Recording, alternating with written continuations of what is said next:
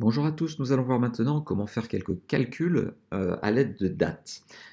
Parfois, nous avons besoin de faire un certain nombre de choses en fonction du délai que met certains produits à arriver ou à être en stock ou restent en stock dans nos entreprises. Alors, voyons exactement à travers ce petit exercice qui se trouve bien entendu dans la feuille que vous pouvez trouver dans la zone de description. Vous rendrez simplement sur la feuille produits frais et vous trouverez ce petit exercice. Alors cet exercice concerne la problématique suivante. Nous sommes dans une entreprise, nous vendons des produits frais, du lait, du fromage, du jambon, et nous avons donc une comptabilité qui nous permet de suivre la durée de stockage de nos produits. Par exemple, le lait est rentré le 30 janvier 2022 et il est ressorti de mon magasin le 15 février 2022. Donc la première chose que je voudrais savoir, c'est combien de temps nous avons conservé ce produit. On peut même déjà faire le petit calcul. Égal 15 février, donc cellule C2, moins cellule B2. On prend la date la plus élevée, moins la date la plus ancienne, et on trouve la durée de stockage, soit 16 jours. Prenons maintenant comme exemple le fait qu'un produit, si nous le stockons plus de 10 jours, eh bien nous le vendons périmé. C'est pour ça que nous avons une colonne péremption. Et donc je voudrais avoir un P majuscule qui apparaît lorsque le produit a été stocké plus de 10 jours. Et rien lorsque le produit n'a pas été stocké plus de 10 jours. Si je l'ai stocké 3 jours, ce n'est pas la peine de noter quoi que ce soit dans cette colonne-là. Donc, comme on a deux solutions, on va utiliser la fonction si. On va faire le calcul de date dans la condition pour voir si nous avons stocké ce produit plus de 10 jours. Je reprends donc mon petit calcul, C2-B2, que je vais mettre dans une fonction si. Si, ouvrez la parenthèse, C2-B2 est supérieur ou égal à 10, point virgule, alors on écrit P. Sinon, quand on ne veut rien voir, on ne laisse pas vide, sinon il va s'écrire faux, on ouvre les guillemets, on les referme. Ainsi, nous aurons rien qui apparaîtra dans cette cellule. Je ferme la parenthèse, je valide, et mon produit a été stocké 16 jours, je vois bien la lettre P apparaître. Je vais tirer la pointe copie vers le bas, et j'ai donc vendu deux produits périmés, le lait et le jambon, qui ont chacun été stockés plus de 10 jours. Quant au fromage, je ne l'ai stocké que 3 jours, donc rien n'apparaît. Voilà donc un cas assez facile à régler. Maintenant, prenons l'hypothèse suivante. Je vais rajouter un produit, par exemple des abricots. Je vais garder cette date, c'est cette période, au mois de l'année 2022. On va dire que le 21 février 2022, j'ai acheté un produit. Ce produit, je ne l'ai jamais vendu. Que se passe-t-il lorsque je tire la poignée de recopie? Eh bien, en fait, rien n'apparaît. Donc, selon Excel, je n'ai pas stocké ce produit plus de 10 jours. Et pourtant, ça fait 3 ans que je le stocke. Donc, bien entendu, ce produit est périmé. Alors, pourquoi est-ce qu'il m'a mis ce résultat-là? Tout simplement parce que la formule, c'est rien moins 21 février 2022. Rien, c'est assimilé à 0.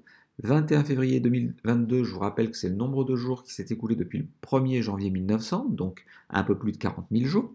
Donc nous avons ici un résultat qui est négatif. Ce résultat négatif est donc inférieur à 10. C'est pour ça que rien n'apparaît. On va donc essayer de préciser certaines choses. Déjà indiquer la date que nous sommes. Donc dans la cellule G1, je vais mettre égal aujourd'hui, qui me permet d'afficher la date du jour. Là, aujourd'hui, nous sommes 3 avril 2025. Demain, quand je rouvrirai mon ordinateur et que je rouvrirai ce fichier, il sera écrit à la place 4 février 2025. Cette fonction va se réactualiser en fait à chaque ouverture de fichier et même à chaque calcul. Et maintenant, je vais donc, pour définir le fait que mon produit a été vendu périmé, regarder si le produit a été vendu. S'il a été vendu, eh bien à ce moment-là, je vais faire la différence entre les deux et regarder si cette date est supérieure à 10 jours.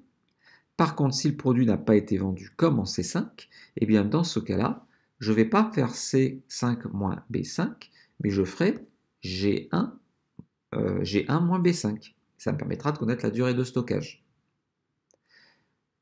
Le problème vient d'être posé, je vous laisse le réfléchir et le réaliser. Au niveau de la correction, moi je vais enchaîner directement sur la correction, bien sûr.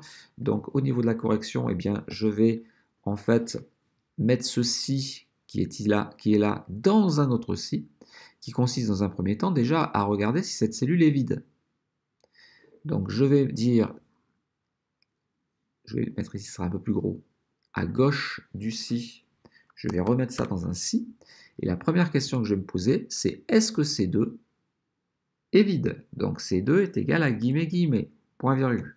Ça veut bien dire C2 est-il vide? Oui, si c'est vide, à ce moment-là, je vais prendre la date du jour. Alors, je vais remettre ça dans un si.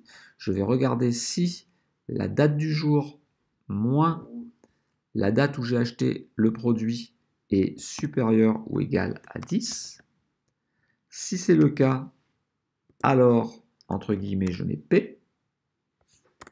Si ce n'est pas le cas, alors j'écris rien. Et je ferme la parenthèse. Donc là, je viens de gérer le cas où C2 est vide. Point virgule. Si C2 n'est pas vide, eh bien, j'ai déjà fait le travail tout à l'heure. C'est si C2 moins B2 est supérieur ou égal à 10, alors je fais P, sinon je fais rien. Et je n'oublie pas de refermer la parenthèse du premier si tout au bout. Et mon calcul est fait. Donc, rien ne change pour le premier, rien ne changera pour les trois premiers même, mais pour le quatrième, cette fois-ci, j'aurai bien un P. Ah non, j'ai simplement fait une petite bêtise, c'est que quand j'ai tiré ma poignée de recopie, le G1 est devenu G2, puis G3, puis G4, donc bien entendu, il faut rester toujours figé sur la cellule G1, donc du coup, je vais prendre G1, appuyer sur la touche de fonction F4 pour faire apparaître les dollars, ou mettre les dollars à la main. Et maintenant, quand je vais tirer ma poignée de recopie, eh bien, j'aurai bien un P pour dire que un produit acheté le 21 février 2022 qui n'a jamais été vendu est périmé puisqu'il a été conservé plus de 10 jours. J'espère que cette vidéo vous a plu. Si c'est le cas, n'oubliez pas de la liker, pensez à vous abonner et n'hésitez pas à commenter pour peut-être trouver d'autres solutions plus simples à la solution que je viens de vous proposer. Mais en tout cas, celle-ci fonctionne très bien. À très bientôt.